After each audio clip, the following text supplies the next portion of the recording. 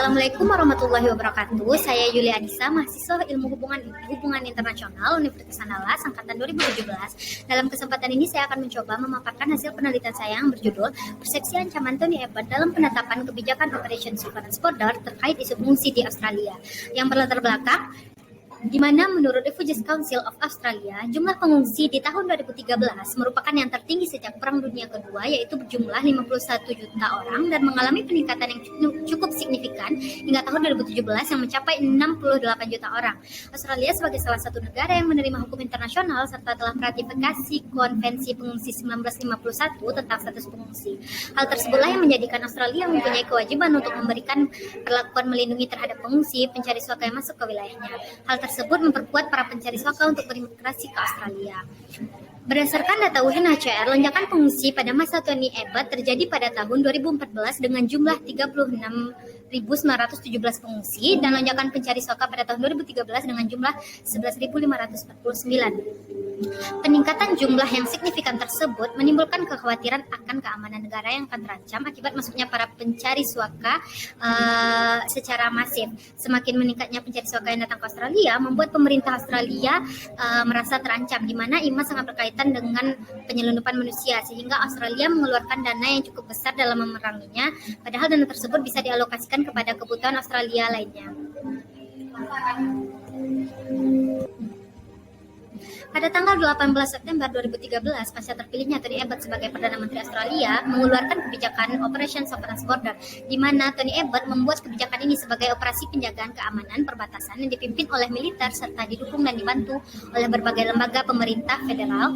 Kebijakan OSB merupakan tanggapan Australia dalam memerangi kejahatan transnasional, yaitu penyelundupan manusia dan melindungi perbatasan Australia.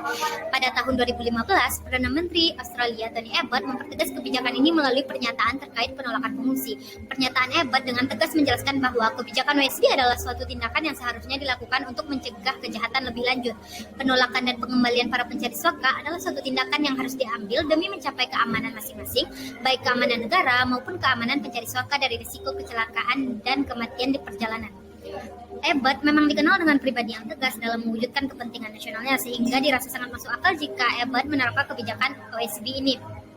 Pribadi dan keras Abbott juga terlihat dalam pidato-pidatonya mengenai IMA, di mana ia dengan keras menegaskan bahwa kebijakan OSB adalah suatu tindakan pencegahan yang harus dilakukan untuk mencegah kejahatan lebih lanjut. Sikap ini dilatar belakangi juga oleh pemerintahan sebelum Abbott yang gagal untuk menstabilkan arus kedatangan IMA. Kebijakan OSB yang diberlakukan oleh Australia ini mendapat respon negatif dari berbagai pihak, kemudian dikritik juga oleh dunia internasional karena Australia dianggap tidak mematuhi Konvensi Pengungsi 1951 yang telah ditandatangani oleh Australia. PBB yang menangani pengungsi, yaitu UNHCR, mengecam keras kebijakan OSB Australia. Kecaman ini menyebutkan bahwa Australia melanggar konvensi serta melanggar hak asasi manusia. Tidak hanya kecaman dari dunia internasional, kebijakan OSB pada masa pemerintahan Abbott juga dikecam oleh masyarakat Australia sendiri. Daniel Webb yang merupakan Direktur Human Rights Law Center di Australia mengecam Australia telah melakukan praktik kejam terhadap pengungsi dengan menolak pengungsi untuk masuk tanpa melakukan verifikasi data. Rumusan masalah pada penelitian ini adalah semakin meningkatnya pengungsi dan mencari suaka yang datang ke Australia membuat pemerintah Australia merasa terancam. Dalam penanganan hal tersebut, berbagai upaya dilakukan oleh Australia untuk mencegah pengungsi yang melakukan berbagai cara serta alasan untuk dapat menetap di Australia.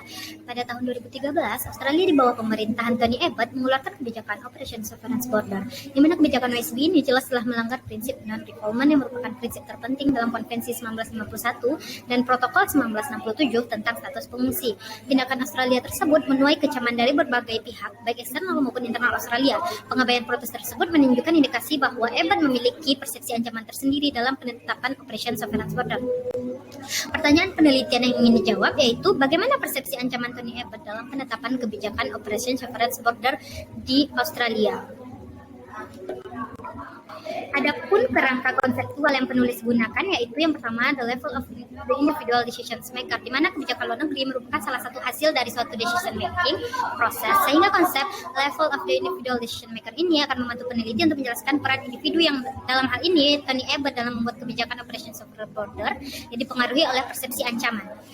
Yang kedua menggunakan konsep threat perception. Yang pertama ada non-psychological psychological explanation of threat perception, di mana pemimpin memahami suatu ancaman berdasarkan sudut pandangnya sendiri. Hal ini dikarenakan pemimpin memiliki perbedaan persepsi terhadap suatu fenomena yang terjadi dan dipengaruhi oleh persepsi subjektifnya sendiri.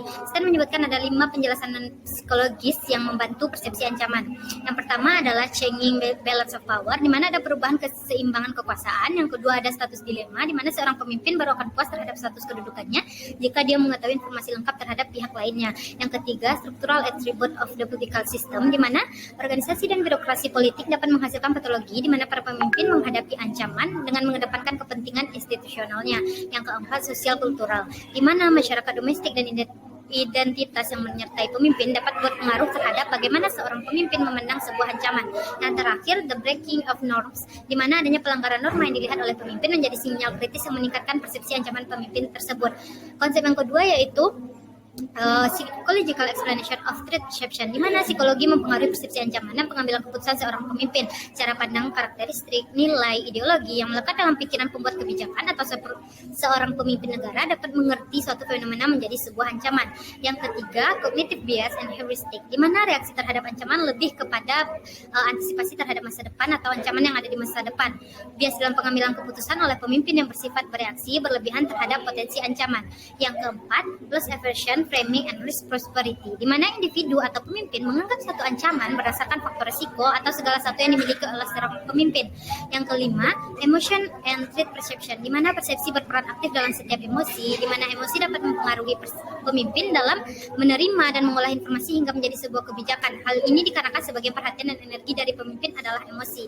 Yang terakhir, konsepnya yaitu emotion and collective appraisal, di mana ketakutan dan emosi setiap individu menjadi emosi yang kolektif. Emosi individu menjadi emosi yang bersifat nasional atau emosi sebuah bangsa yang dipicu dan berkembang atas dasar penilaian kolektif dengan identitas sosial yang sama. Bab 2 yaitu membahas mengenai kebijakan Operation Severance Border terkait isu pengungsi di Australia. Yang pertama yaitu dinamika IMA di Australia, di mana Australia memiliki sejarah yang cukup panjang terkait kedatangan pengungsi dan pencari suaka setelah Federasi tahun 1901. Pada tahun 1939, Australia menerima 5.000 orang pengungsi Yahudi asal Jerman dan Australia yang hidupnya terancam karena adanya intimidasi serta segregasi terhadap kelompok ras di benua Eropa. Pada saat itu Australia masih menggunakan Immigration Restriction Act 1901 sebagai kerangka hukum yang digunakan untuk menerima imigran. Australia secara resmi mendata para pencari suaka yang masuk ke Australia dari tahun 1976. Pada tahun 1999, imigran Timur Tengah melarikan diri dari rezim opresif di Afghanistan, Irak mulai berdatangan dalam jumlah yang besar. Pada 2001 sampai 2008, jumlah pencari suaka ilegal masuk Australia hanya sedikit. Di akhir tahun 2008 baru terjadi lonjakan jumlah pencari suaka ilegal. Tidak kurang 2.000 orang manusia perahu berusaha untuk mencapai pantai Australia setiap bulan pada tahun 2013. Yang kedua yaitu kebijakan Australia terhadap pengungsi pada masa Perdana Menteri John Howard sampai Tony Abbott. Yang pertama yaitu sejalan dengan pendahulunya dari Partai Liberal, John Howard yaitu dibentuknya kebijakan WSB pada tahun 2013 oleh Abbott dengan menandakan adanya konsistensi dari Partai Liberal yang sangat menentang masuknya pencari suaka ke Australia. Dalam kurun masa pemerintah Australia dari John Howard, Kevin Rudd, Julian Gillard hingga Tony Abbott, terdapat perubahan arah kebijakan Australia terhadap pengungsi dan pencari suaka yang lebih keras dan represif. Kebijakan yang ketiga yaitu kebijakan WSB terkait pengungsi di Australia. Dikeluarkannya kebijakan Operation Severance Border adalah satu tindakan dalam meminimalisir kejahatan. Pemerintah Australia meyakini bahwa tindak kejahatan tersebut dapat dicegah dengan diberlakukannya kebijakan tersebut. WSB diluncurkan secara resmi pada tanggal 18 September oleh pemerintah Australia dengan membentuk militer sebagai respon untuk memerangi penyelundupan manusia.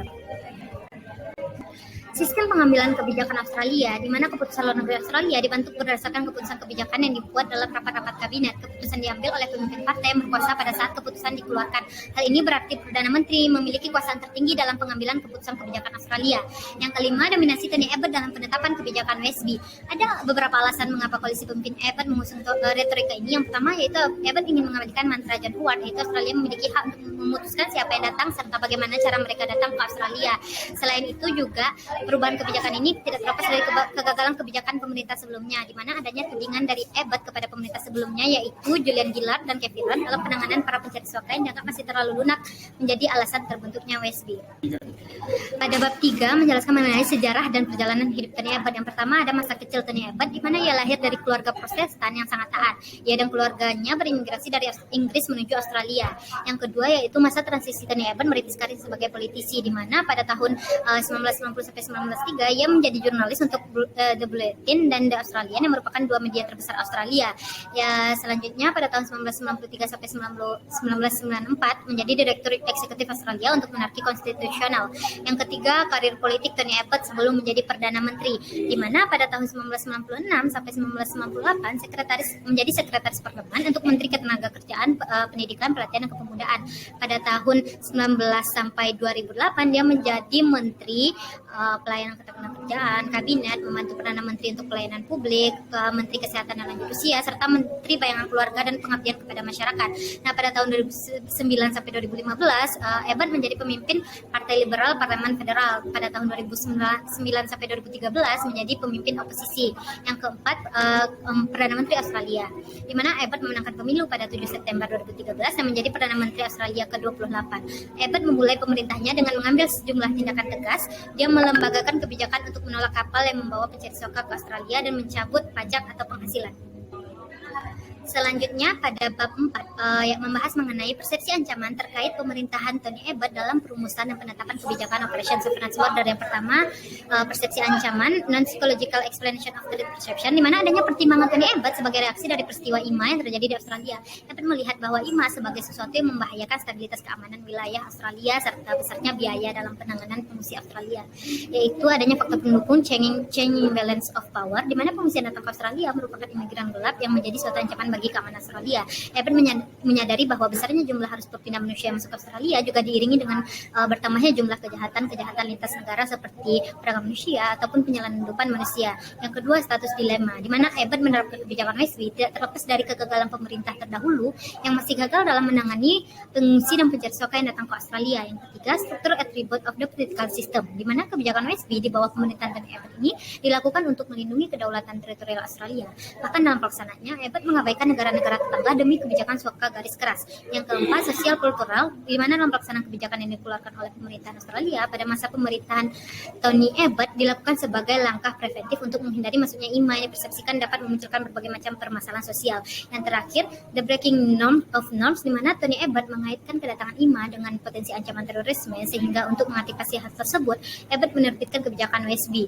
Selanjutnya, cognitive bias and heuristic, di mana Abbott menerbitkan kebijakan Westby merupakan reaksi dari Abbott dalam mengantisipasi terhadap masa depan Australia yang terancam oleh terus meningkatnya pencari suaka dan pengungsi ilegal yang datang, di mana adanya simplicity, di mana Abbott khawatir dengan adanya ancaman non-tradisional berupa aksi teror yang terjadi akibat meningkatnya jumlah para pencari suaka yang datang ke Australia. Yang kedua, konsistensi, di mana Abbott kembali menerapkan kebijakan yang serupa dengan pendahulunya John Howard dari Partai Liberal. Yang ketiga, poor estimator, di mana meskipun tidak ada laporan resmi yang menyebutkan bahwa kenaikan angka IMA Australia juga telah menaikkan angka kriminalitas, namun pemerintah Australia telah mengklaim kehadiran IMA telah membuka jalur penyelundupan. Selanjutnya yaitu loss aversion, framing and risk prosperity, di mana Abbott menetapkan dalam pelaksanaan kebijakan Westby dengan mengabaikan kritik keras dari dunia internasional karena Australia dianggap tidak mematuhi konvensi pengungsi yang telah ditandatangani oleh Australia. Selanjutnya, emotion and threat perception, di mana Tony Abbott menekankan bahwa Australia telah memiliki program pencari suaka yang jelas dan upaya memasuki Australia melalui cara ilegal sama sekali tidak ditoleransi oleh Australia, di mana faktor-faktor terkait dengan emosi yang meningkatkan persepsi ancaman, yaitu yang pertama ketakutan, di mana peningkatan jumlah pencari suaka dan pengungsi yang datang menimbulkan ketakutan akan keamanan negara yang akan terancam akibat masuknya pengungsi secara masif. Yang kedua, penghinaan dan kredibilitas, di mana Abbott tetap bersikeras dalam pelaksanaan Westby walaupun mendapat respon dan kritik internasional karena ingin mempertahankan kredibilitasnya dari persepsi masyarakat Australia terkait tekadnya dalam mengatasi ancaman IMA seperti yang disampaikan dalam kampanye. Yang terakhir yaitu emotion and collective appraisal, di mana pidato-pidato pernyataan Tony Abbott yang mengatakan bahwa pengungsi merupakan ancaman bagi Australia. Hal ini mengindikasikan bahwa Abbott berupaya meyakinkan publik, khususnya masyarakat di negaranya, bahwa keberadaan imigran ilegal pencari suaka ini merupakan suatu bentuk ancaman bagi keutuhan negara. Hal inilah kemudian yang menjadikan ketakutan bersama ataupun nasional. Bab 5 berisi kesimpulan dan saran, di mana sebagai kesimpulan persepsi ancaman Tony Abbott memang memiliki pengaruh besar dalam penetapan kebijakan Westby. Hal ini dapat dilihat dari penolakan-penolakan banyak dari pihak tetap membuat Abbott membentuk dan mengimplementasikan kebijakannya. Dianalisis menggunakan kerangka konseptual Sten bahwa adanya faktor non-psikologikal dan yang merupakan alasan rasional atau pertimbangan Abbott melihat iman, dan psikologikal Abbott yang membentuk secara langsung maupun tidak langsung persepsi ancaman, baik dilihat dari perjalanan masa kecil, masa merintis karir politik hingga menjadi Perdana Menteri. Yang kedua yaitu saran, di mana bagi para peneliti selanjutnya dengan menggunakan tema yang sama diharapkan berhati-hati dalam penggunaan konsep karena berkaitan dengan kajian psikologis.